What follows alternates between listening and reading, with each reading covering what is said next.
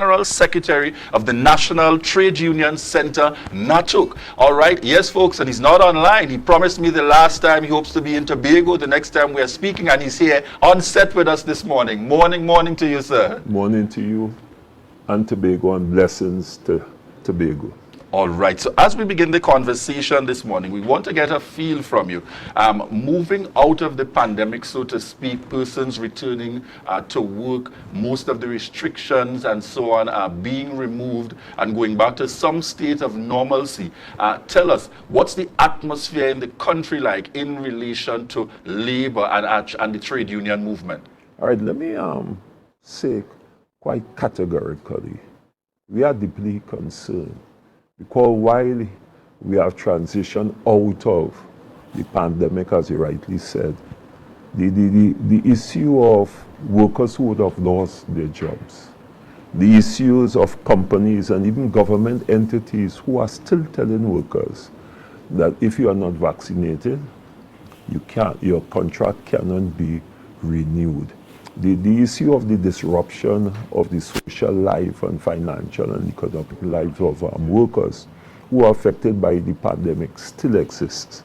So then the conversation, in our view, must be centered around the disadvantage, the persons who throw off of the rail, so to speak, the economic rail. We must have that kind of conversation because we believe in the national trade union movement, and I will say the joint trade union movement, which we unite to fight under the banner Unite to Fight, that the whole issue of the economics, politics, and the culture of Trinidad and Tobago need to be redefined in the context of the realities that are affecting people in Trinidad and Tobago. And I think that we are far away from the realities, and we honestly believe that the politicians, the institutions, the people in authority, the business elites, they are not grounded with the realities that are really affecting, all right, what I want to call the salt of the earth, which is the workers. And we need to start that conversation if we have to move forward for a better Trinidad and Tobago. All right. And as we move into the matter at hand, you are in Tobago today with the focus being a team meeting with the Chief Secretary in terms of the Labor Federation to meet with the Chief Secretary to discuss issues relevant to labor. Let's start by identifying who is the collective team that will be meeting today in terms of the organizations represented. It will be the joint federations under the banner Unite to Fight. It comprises of JTUM, the Joint Trade Union Movement, which is headed by Comrade Roger, NATUC, which is headed by Comrade Lambert, who is the president, and we have FITON, which is headed by Comrade Remy. So the three federations thought it necessary that we must put our collective wisdom together if we are, as a people, to do the kind of transitions and to start the kind of conversation that is necessary for a better Trinidad and Tobago. And obviously the issue of the government offer and the question of the marginalization of government workers is a fundamental issue too that we are deeply concerned about. Tell us, are you hopeful in terms of these conversations with the chief, particularly because this current administration is one who has made it very clear, based on its associations with Watson Duke as Deputy Chief Secretary and the political leader, that this is an administration that cares for the people and is prepared to treat with those related labor issues? Are you hopeful that these will lead to, in terms of more beneficial discussions because they understand? Well, I think the first step is the old question of engagement and conversation. What I've learned is that if you don't have a conversation with somebody, you cannot get anywhere. And the fact that the Chief Secretary came out and made a sterling contribution at the Labor Day that we celebrated NATUC in Tobago, and the ideas that he would have projected there resonated with the labor movement. And we believe as a labor movement, as I said, the conversation must start at a particular level. And that is why we extended invitation to the Chief Secretary, and he willingly agree to accommodate us today. And that tells me something. That tells me something that he's willing to meet and treat with the federations in order to discuss several issues that of mutual benefits and several issues that may be affecting workers, not only in Tobago, but in Trinidad. And how do we look at the global situation to see how we could relate it back to Trinidad to see how we can move forward. All right. Let's get a sense in terms of some of those issues that you hope to be able to address today in terms of where would you start, would you say, in the Tobago context as a major issue you would want to treat? One of the major issues is the question of the economy of Tobago. And when I say the economy, we believe that the economy is the people. And if you are in Tobago, you will understand, and I understand it, that because of the system, the goods and services cost of living is higher in Tobago than in Trinidad, and there's a reason for that. I think we need to discuss how do we navigate around that to ensure that that doesn't happen. We want to explore that idea. We want to explore the idea that, listen, in any economy to grow, because it's a new thinking and philosophy, the question of job-led growth, one, and wage-led growth is very fundamental to any economy, because if there's no jobs, and I'm talking about sustainable jobs, okay, if your wages is not decent, your whole economic fiber begins to tread. And I'm therefore the philosophy where people are saying, in this instance, that listen, I don't have money to pay workers, and therefore I'll offer 2% or 4%. It is something that is not good for your economy, because without consumption, there is no economy. And who do the consumption? The consumption are the workers. And therefore, we need to pay attention to that. How do you then, as a leader or as a union movement, and maybe as the employers in a tripartite approach, sit down and understand, if prices are increasing and there's not a concomitant increase in wages, what happens to your economy? Those are fundamental economic issues that people do not talk about. And it's not simply that I don't have money to pay.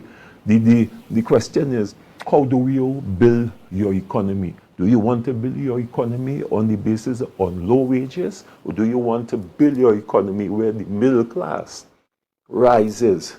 Not because the business rises, but because it is a natural transition, and therefore you build your economy. But more importantly, the disadvantaged communities are put into the mix, where we follow the African tradition that I am because we are, and it takes a community to build a child. On that note, we've seen, and just as you mentioned, where it is almost on the lower percentile, where it is, I think, 2% and so being offered. Progressively, how do we treat with that in terms of making that clear statement to the government and those in authority, that in a time like now, it's very unacceptable. And while one may say, and you mentioned it, that there isn't the kind of funding, we see prices rising in a number of areas. The cost of living across the board has become higher. You go to the supermarket, prices are higher in terms of commodities, services, etc. Because everybody is trying to recover, everybody's treating with the challenges of even external, where there have been price increases. But yet, the no money situation seems to only apply in the context of the cross-section of the average worker. How do you respond to that in a very real kind of way, particularly in these times where you even have households where some have been sent home and it is the same minimal income for the one that's still employed that has to take care of the full household? And this is why we want to meet with the Chief Secretary. This is why we want to even go regionally, because there's an intention to also speak to the CARICOM Secretariat, because we have to have that kind of conversation. We cannot continue to believe that our solutions is at cabinet or with a party. This has to go beyond politics, because economics and the development of your country must have processes and analysis. And having said that, it's about culture, it's about politics, it's about economics. And if we begin to put that, what I will want to call the pyramid processes, we'll be able to have the kind of conversation that is necessary. And it starts with a willingness, a genuine willingness to have the kind of conversation. And you identify some fundamental points. I mean, it is a fact that the cost of living, it is raising exponentially. It is a global phenomenon, but I would have seen in some countries, let me give you an example. When Biden came into power, he recognized the role of the trade union movement and workers as critical to his economy. And the first thing he did was raise the minimum wage. You understand? Recognizing that if workers do not have the ability to purchase the goods and services, you are in effect putting an economic dagger in the hearts of your economy. And therefore, the question of decent wages, the question of living wages must be part of any transition, but more importantly, the question of sustainable jobs. We cannot continue in Trinidad where we have the public service. Almost 65% of those workers are on contract. And we are seeing private sector trying to do the same thing. You cannot build an economy, so let's get honest, let's be real, and let us understand that the economy is about the people, and the focus must be about the people and not really the business elite, your political friends, and your financiers. We have to have the honest conversation, and I believe, and we believe in the trade union movement and the federations, as long as we start the honest conversations and we are mutually frank, that we can move forward. That's the only way you can move forward. You have to understand your culture. You have to understand who you are. We must ask ourselves where we want Trinidad to go for our children.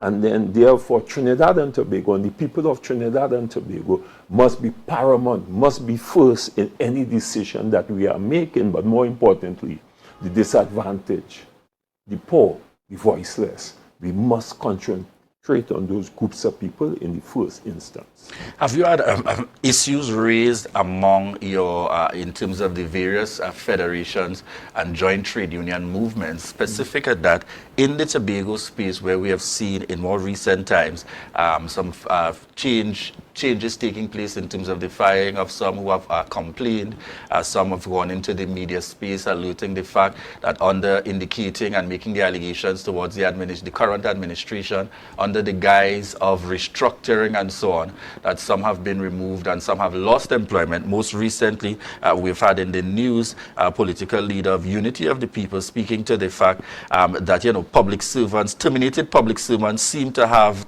an affiliation in common with the former administration, which is the PNM. Would you have had complaints on issues like that? And are those some of the issues that you would want to be raising with the Chief Secretary? Obviously, those are some of the issues that we, under the banner Unite to Fight the Federations, will be raising. We have to be careful as a society because we are a small-knit society. And everything must transcend politics. Now, I have heard a lot of complaints. One or two people would have spoken to me and they raised the same issue that you are raising. Hey, I was sent home because they say, well, they're not going to renew a contract because they want to do a performance evaluation and do an evaluation. But I am saying, and I'll say it publicly, if that is the approach, it is wrong. It is not good industrial relation practice. You cannot tell me that they're going to send me home on the basis of performance appraisal and evaluation, and we're not going to renew a contract automatically. But at the same time, you did not communicate that to me as an employee one, or you have not put in place the processes that will revolve around that very same statement that you are making. In other words, you can't send me home and then tell me, well, I'm going to now do an evaluation. I mean, it doesn't make sense. And if that is the case, we in the trade union movement, we are going to condemn it. Because it has nothing to do with if you're in a party or who you belong to. It has to do with what is right for the people of Tobago, and just like in Trinidad.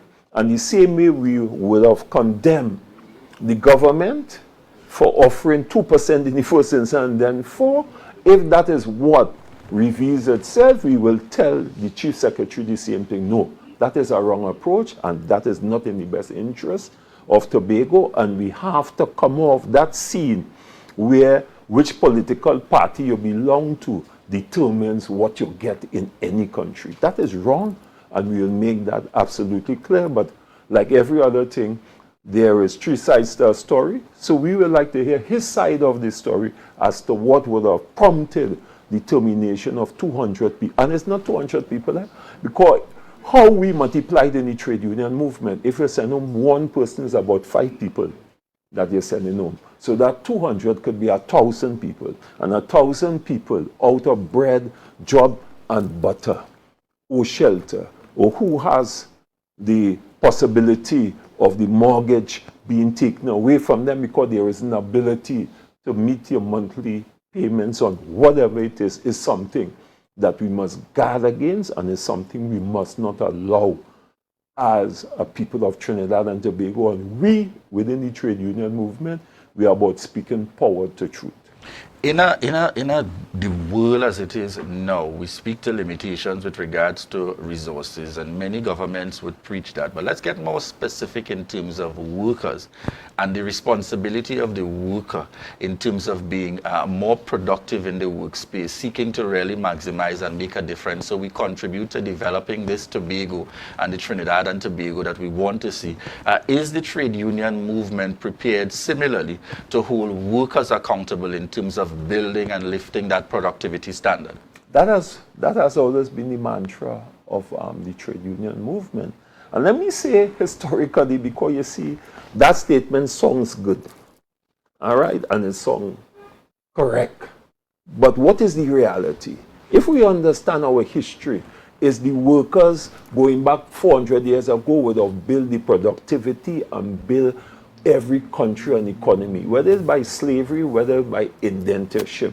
It is the workers that build Trinidad and Tobago, or build the region, or build the global space. And therefore, the worker is a critical ingredient in terms of productivity. Because if the workers doesn't produce, how do we address the issue of having the goods and services there for the population? So that the worker is an integral part of the production aspect of it, and also the consumption aspect of it. And therefore, we must look at the worker within that context. And I'm saying all this to say that it is like a cog. If you take out one, you're going to have problems. But we will support any aims in the context of productivity. But we are also saying, if I produce, there must be a relative compensation for my productivity. And we don't see that in Trinidad, because I will make a point that nobody discusses in Trinidad and Tobago. When profit outstrip productivity, what happens in your economy? I'm asking that, and all the economists who does be talking, I'm putting that right on the floor for discussions now. When productivity, like in Trinidad, or profits rather, outstrips productivity in any economy, what happens to that economy? All right, and I would like to have, that is another conversation, all right, that we will have to have, but I would like to put that on the agenda for discussions. All right, thank you very much there. Viewers, Michael Annisette, General Secretary of the National Trade Union Center, joining us on set here this morning as they prepare to head into meetings today with the Chief Secretary to discuss labor issues specific to Tobago and by extension Trinidad and Tobago. So we look forward to those updates coming out of these meetings that will take place today as they continue to seek the interests of workers and the continued development of Trinidad and Tobago. At this point, viewers, we head on over to the good stuff this morning.